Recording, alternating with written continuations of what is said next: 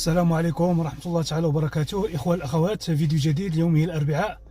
حالة الطقس في مدينة تروا ريفير، الجو غائم، درجة الحرارة الآن كاينة 0 درجة، وغادا تطلع ل2 ديال الدرجات بعد الزوال، والساعة الآن 8:30 صباحا. شوفوا معايا هذا المنظر ديال هذا الباطو، ما شاء الله ما شاء الله، اللي غادي في نهر سان لورون. ندخلوا في الموضوع ديالنا ديريكت. يوم الأحد الماضي كانت واحد المظاهرة في مقاطعة في مدينة مونريال. الناس اللي مضرورين بعد الحذف ديال أو لا إلغاء البيك من طرف الحكومة الكيبيكية. كنعرفوا هذا المشكل هذا اللي كاين الآن، وهاد الناس هادو اللي مضرورين راهم خرجوا لأنه كانوا جاوا لهنا لكندا على أساس أنهم يقراو ويشدوا الباك ديالهم، من بعد ما يشدوا الشهاده يقدروا يخدموا، ومن بعد يحصلوا على الاقامه الدائمه. ولكن مع الاسف الحكومه الكيبيكيه قامت بتغيير بالغاء هذا البرنامج هذا ديال الباك وتعويضه ب بي اس تي كيو، ولقاو راسهم بانهم يعني بدون اشعار، حتى لقاو راسهم في واحد الموقف اللي ما لا يحسد عليه. وكما قلت لكم انهم خرجوا في مظاهرات، منهم مغاربه، منهم جزائريون، منهم افارقه، منهم توانسه، منهم. وغنخلي لكم ان شاء الله في الاخر ديال الفيديو جوج ديال الفيديوهات اللي سجلت لكم. غنخلي لكم واحد اللي كيهضر فيه وزير الهجره مع واحد الصحفي على هذا المشكل هذا ديال الباك، وكذلك غنخلي لكم الفيديو ديال المظاهره اللي كانت في مدينه مونريال. والسبب علاش لغاوه، قال لك بانهم لقاو بان هذا الباك تيكون يعني القبول مستمر بدون سقف. يعني تيتقبلوا الناس يدخلوا الباك بدون سقف، ما كاينش واحد العدد محدد للطلبه. دابا ملي داروا هذا البرنامج الاخر، قال لك بغاو يحدوا تحديد العدد الطلبه، وباش يكونوا يعني يكونتروليو ليميغراسيون. وكنعرفوا بان هذا البرنامج هذا الجديد هو خاص، يعني من المتطلبات ديالو انه يعني تشد الشهاده ديالك، الدبلوم ديالك، وتكون عندك مستوى في اللغه الفرنسيه، وتكون عندك خبره، والسن ديالك. يعني كاع هادو كتاخذ عليهم نقاط، وكاينين حوايج اخرين، ولكن هادو هما المهمين: الدبلوم واللغه الفرنسيه والاكسبيريونس والسن ديالك. وتنطلبوا من الله اللهم يسر لهاد الناس هادو. راه الانسان باش يجي حتى لهنا وفي الاخر تلقى انك واحد البرنامج كنتي غادي في واحد البرنامج وتغير ولغاتو الحكومه وغتمشي في واحد البرنامج اخر، راه ماشي سهل ماشي سهل. يلا بلا ما نطول عليكم في الكلام، نخليكم مع الفيديوهات ديال الوزير الهجره في الحديث الصحفي ديالو الجديد، واخا ما كاينه شي حاجه مهمه اللي قالها. ونخليكم كذلك مع المظاهره اللي كانت في مدينه مونريال، الناس اللي مضرورين بهذا تغيير هذا البرنامج هذا. يلا نخليكم على خير، والى اللقاء ان شاء الله فيديو اخر بحول الله، والسلام عليكم ورحمه الله تعالى وبركاته. Alors, prenons un cas très simple, là, Madame Couider, pardonnez-moi si je prononce mal, l'infirmière qu'on est allé chercher en France. Est-ce qu'il y a un scénario selon lequel le Québec va lui dire de partir? Ça nous semble invraisemblable. Là.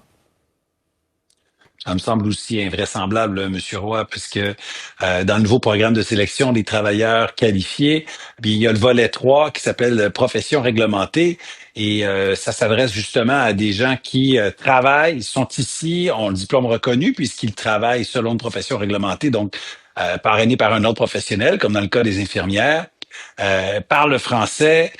Je vous dirais que dès les premières rondes d'invitation, on devrait en faire déjà d'ici la fin de l'année, avant Noël. Je vous dirais que c'est assez favorable. Je peux pas m'avancer sur chaque cas, j'ai pas étudié tous les cas, mais je vous dirais que des gens qui sont inquiets parce qu'un programme est remplacé par un autre, je le comprends, mais de la posture des Québécois, je pense qu'il est tout à fait normal de sélectionner, hein, le programme de sélection des travailleurs qualifiés, c'est normal de sélectionner les gens qui viennent ici en fonction de la connaissance du français, de la régionalisation et du fait qu'ils ont un travail puis qu'ils contribuent à l'économie québécoise. Ça tombe sous le sens, Monsieur Roy. Oui, et tout à fait. Puis vous avez le droit de réduire, d'augmenter les seuils et tout ça. Mais la question qui se pose, puis je vous l'avais posée pour les travailleurs du programme fédéral de travailleurs temporaires, quelqu'un qui est déjà ici, là, quelqu'un qu'on est allé chercher, dans le cas de madame, vous dites, elle devrait rester, mais je vous signale quand même qu'elle ne le sait pas, puisqu'elle s'est rendue à une manifestation inquiète.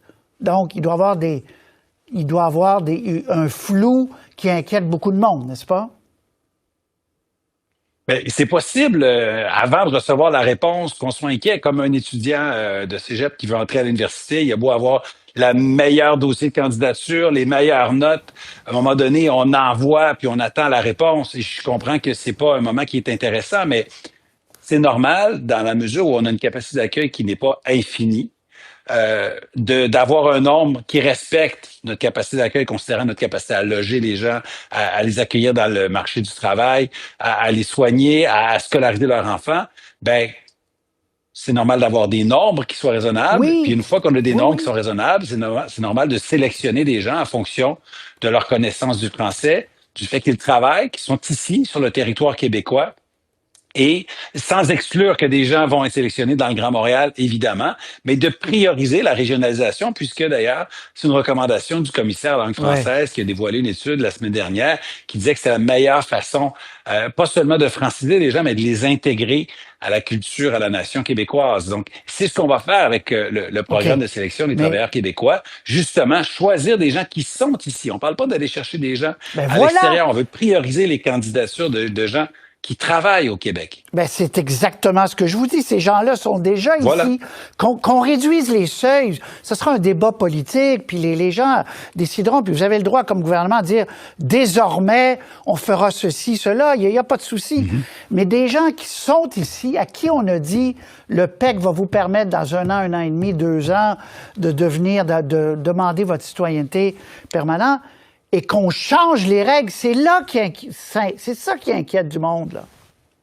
Mais je comprends qu'il y a des inquiétudes, je le répète, mais écoutez, Monsieur Roy, je pense qu'il est normal d'exiger que des gens qui sont sur le territoire québécois décrochent un emploi et aient une expérience de travail avant de passer à la résidence permanente. D'ailleurs, j'ai regardé, là, je ne dis pas qu'il n'y en a pas sur la planète, mais j'ai regardé vraiment en Occident, je n'ai pas trouvé de pays qui donne la résidence permanente à des gens qui sont sur leur territoire sans qu'ils restent et qu'il y ait une expérience de travail.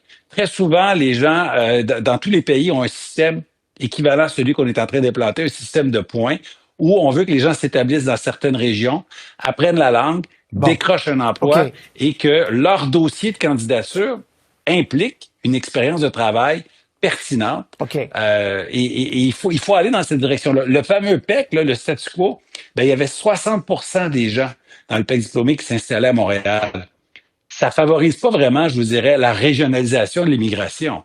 Donc, il faut changer OK, les règles pour réussir mieux, ce qu'on d'accord. ne réussissait pas dans les années passées. Donc, mais on s'entend qu'une infirmière française qu'on est allé chercher, je reviens, je boucle, là, Oui, oui. madame qu'on voit là, elle ne le sait pas, mais vous lui dites, ça serait insensé qu'on demande à une infirmière qui parle français installée à Sherbrooke de quitter le territoire québécois.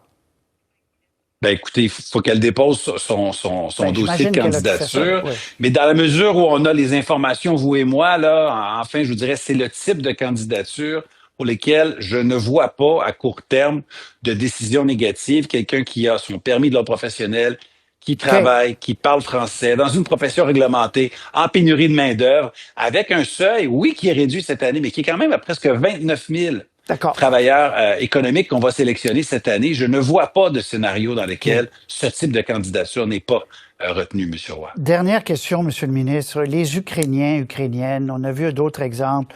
On s'en est déjà parlé pour le programme fédéral. Vous demandiez d'ailleurs un droit acquis, là, des gens qui sont déjà ici. Est-ce que là, il y a un regard qui va être reposé sur les Ukrainiens à qui on a fait des exceptions compte tenu de la guerre, on les a fait venir. Beaucoup ont appris le français au Québec et ont trouvé un travail, est-ce que là, il va y avoir un examen minutieux pour pas qu'on renvoie de manière inhumaine des gens, là? Oui, monsieur Roy, on a une sensibilité pour ces personnes-là qu'on a accueillies à bras ouverts dans les communautés un peu partout. J'en ai eu d'ailleurs dans mon comté, dans le coin de Chambly. J'ai parlé à Ouais. des familles ukrainiennes, j'ai parlé à des gens qui les ont accueillis, qui leur ont permis de trouver un endroit là, à l'abri de la guerre pour s'installer.